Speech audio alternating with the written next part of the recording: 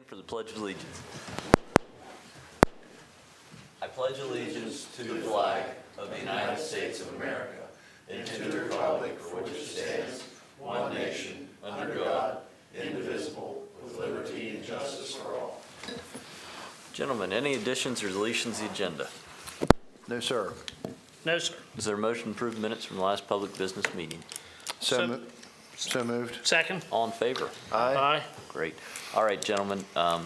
Item number 1 on our action agenda is an agreement with JDMB Bundle LLC for Economic Development Initiatives. Mr. Jeff Barclay, Director of Economic Development.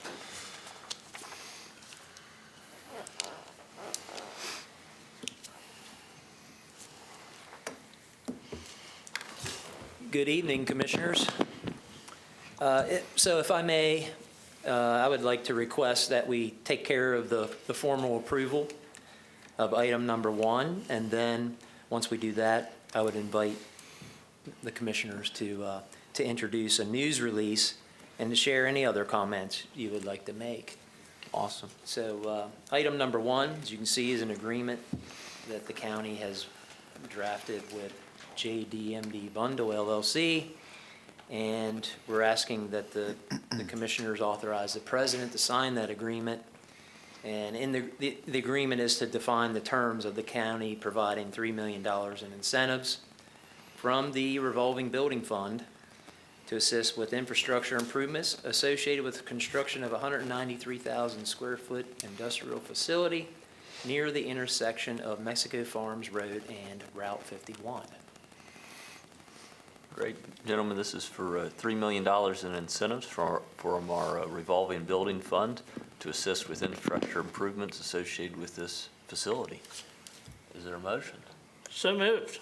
Second. All in favor? Aye. Aye. Great. Thank you, Commissioners. Okay. And before I'll yield back to Jeff, basically we've entered into an agreement with Jones Development, who's headquartered in Kansas City, and over the years they've developed over 17.5 million square feet of building space and over $1 billion in investment. This facility in Allegany County will be 193,000 square foot distribution center on 40 acres, and it'll be leased to FedEx Ground, who will then open a distribution center here in Allegany County. So I just want to thank all the staff that's been involved with this over the many, many months. We're obviously happy to have FedEx expand, as e-commerce continues to boom and transportation continues to be a big factor. They picked Allegany County for a regional distribution center. So it's going to be a 193,000 square foot facility, and I think they're planning to get started on it in the next few months. So what a great night for everyone. Fantastic, Jeff. We appreciate all your hard work. We look forward to this happening. And one thing, sir, I know you always clarify, and I'll clarify this tonight so there's no misconception. The revolving building fund is not funded with taxpayer dollars. It's self-funded through the assets that Allegany County owns and manages and rents out. So this money is not coming from taxpayers. It's not the general fund at all. That's correct, Commissioner. And I'd also add, not to interrupt, sir, but that I think is specifically what the intention was that, and what it's targeted for is business development such as this. Great. What have you finished? I'm sorry. No, I'm good there. But thank you, Jeff. I know this has been a long time coming, and some of the teams here tonight, thank you guys as well, as we're very excited about this announcement. Yeah, I commend the Commissioners for their patience on this. I know some of these larger projects take a long time to evolve and before you can really go public with them, and I thank our Commissioners for being big supporters on doing this type of stuff. Also thank my county administrator for, lending a hand in kind of with, how to handle these things. And also to Adam Patterson, Public Works, because they were also involved in a lot of the infrastructure talks that we had behind the scenes. So we have a good team here, and it's something for us to work with and celebrate here. And Jeff, for perspective, how many square feet are our buildings here on Kelly Road? Yeah, so the very large building that in the back where Grow West and Steve Miller, that's a very large building. That one's 330,000 square feet. Just this left flank where Grow West is about 152,000 square feet. So it'll be it's- bigger than that, yeah. So it's about half, more than half of the size of that large building in the back. So it's a very large building. That's The awesome. good thing is it's a 40-acre site, and, the site probably is only going to take up, the initial site build is probably going to take up about half of that, right? 15 to 20 acres. But they really wanted this site because it has 40 acres. There's ability for them to expand in the future if they need to do that. So, and I'll just share too that, FedEx, we are happy that, we're working with them. I wanted to say too that they were very fair. Even though 3 million sounds like a big number, but it's really not in the grand scheme of things, with what this is going to cost to build. And they were very straightforward, wanted to be simple. They want to be, they came out right away and said they didn't want to be a burden on the community. They were community minded. So again, because we could be straightforward with our incentives, they were very appreciative of that, and that's why they checked the box and said, yes, let's do this deal. We like Allegany County. And I think also, Jeff, they are looking and hopeful to have this site operational approximately a year from now or less. Is that That's correct, because I know by the middle of summer, they need to have all the utilities basically at the building. So it's a pretty challenging, aggressive approach to building. So a year from now, they want to be in that building. So it could be interesting to see that develop.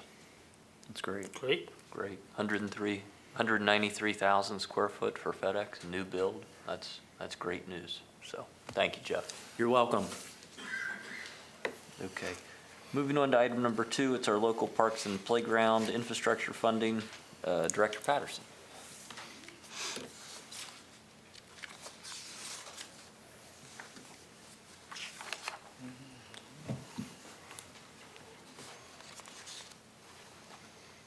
Good evening, Commissioners. Tonight, what I have before you is a request to obligate approximately $400,000 of the local parks and playground infrastructure funding that we got from the state this year. The additional, the $602,000 was obligated by you all in June of 2021 for a variety of different open space projects here in the county. We received a total of $1 million from the state this year. This was in addition to our usual program open space funds. We see this as an important future project out of Willowbrook, our Willowbrook Outdoor Wellness Project.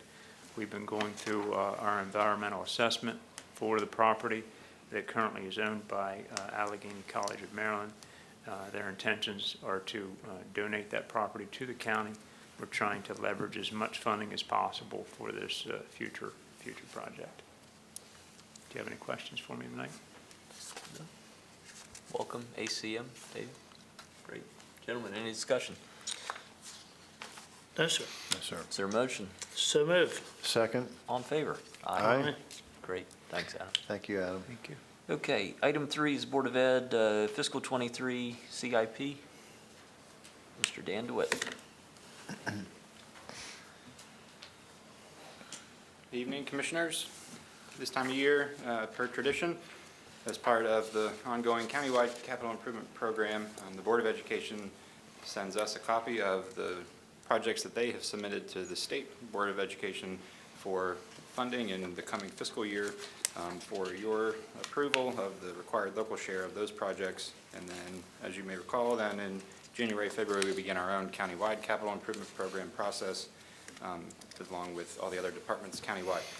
For fiscal year 2023, the Board of Education has submitted a list of projects here as part of ongoing maintenance of their systems and upgrades. I'll read them here quickly. The funding for these projects are at 90-10, so the state pays 90% and the local share is 10% of these projects. The projects being requested for fiscal 2023, elevator installation at Braddock Middle School, $1 million total cost, local share $100,000. Bell Elementary School replacement of exterior doors and windows, total cost $400,000, local share $40,000. Washington Middle School upgrade the electrical service, total cost $850,000, local share $85,000. Braddock Middle School, upgrade electrical service, total cost $850,000, local share $85,000. Northeast Elementary School roof replacement, total cost $1,050,000, local share $105,000. Cache Valley Elementary School, replace an air handler, total cost $400,000, local share $40,000. And finally, Bell Elementary School, trailer replacement, total cost $450,000, local share $45,000. Based on our discussions with them, they were keeping their local share request at $500,000 for the coming fiscal year. Our proposal would be to cover these local share funds between gaming, county portion, and Rocky Gap Casino funds, and other capital funding. We've had good discussions with Jay Marley, with facilities from the Board of Education, to make sure that we're aware of any pending issues with any of the school buildings, to make sure we're trying to get funds we need to be able to address them when the time comes rather than when it's too late. So at this point, we'd be requesting your approval of the Board of Education's fiscal year 2023 capital improvement program. Great. We appreciate the Board of Ed being responsible. And gentlemen, any discussion? No, sir. No, sir. Is there a motion? So moved. Second. All in favor? Aye. Great. Okay, item 4 is a OP Road paving 50/50 program. Mr. DeWitt. Thank you, Commissioners.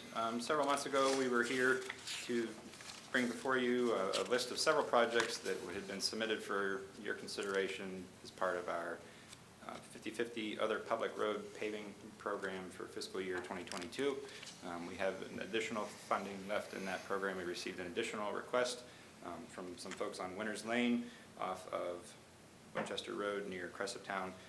That project had been stalled for a while as a result of some gas company work in the area, and as part of our standards for the gas company, full restoration was not required. However, as part of the restoration work they were required to do, we were able to talk to the residents, and they were interested in and agreed to submit a request to pay half of some additional work to kind of do a full replacement of that road in conjunction with the required work from the gas company. So it's a great use of the available remaining funds in the program for this fiscal year, and we received the request and bring it before you now here for consideration for 900 linear feet of paving to serve some residents on Winters Lane, total cost of $23,800, of which the county would contribute $11,900. As you know, this is a very popular program with our residents.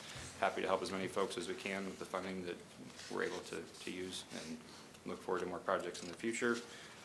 Appreciate your consideration of this request here tonight. Great. Gentlemen, I think this might be our most popular program. It's sure doing well. With that, I'll make a motion, sir. Second. All in favor? Aye. Great. Thanks, Dan. Thanks, Dan. Okay, last on our action is Resolution 21-23. It's a $1.5 million conditional loan with Commerce. Attorney Beeman. Commissioners, good evening. Just this afternoon, we received updated loan documents from the Attorney General's office on behalf of the Department of Commerce. I don't feel comfortable having enough time to have done due diligence on those updated documents, get those forwarded through to our bond counsel. I'm recommending that you table item 5 for this evening's meeting and bring it back 2 weeks from now at the next meeting. Okay. Easy enough. I'll make a motion, we table item 5. Second. All in favor? Aye. Okay, item 5 has been tabled. All right, on to our consent agenda. Administrator Bennett. Good evening, Commissioners. Just 3 items tonight on the consent agenda. Item 6 is the Scattered Sites Housing Program, sale of a property at 134 East Main Street for $13,500 to Donald G. Lucas. Item 7 is the Allegheny County Tourism 2022 Destination Guide. Approved the contract with Freeport Press to print the 2022 guide for the amount of $38,080. And finally, item 8 is a request for tax abatement in the amount of $3,435.67 for property at 107 to 109 South Allegany Street in Cumberland. The city of Cumberland's acquired it and will demolish it for future development. Great. Gentlemen, any discussion? No, sir. Is there a motion? So moved. Second. All in favor? Aye. Great. Okay, Administrator Bennett, anything? Just two quick things, just to follow up on what Jeff said before. You know, the FedEx thing tonight's a big deal, and these guys sitting back here, amongst others, have been working on it for several months now. Many phone calls, many late evening phone calls sometimes, lots of work trying to frame this deal up and get it done. So I just want to thank Jeff, Nathan, Adam, Dan, Adam. They've all been involved, and others too, but these guys are the kind of main players. So, and one of the, well, I might have done a little, but not much. It's mostly them. But also, we should mention, yes, it is a $3 million investment from us. We're going to see that return right back to us over time in the form of directly property tax assessments and longer-term income tax revenues. So this is a win-win for everyone. So I just want to thank them. Absolutely. Thank you, Jason. Attorney Beeman. Commissioners, just to provide formal notice of our executive session earlier today, the Board of County Commissioners convened in a closed session Thursday, November 18th at 4:00 p.m.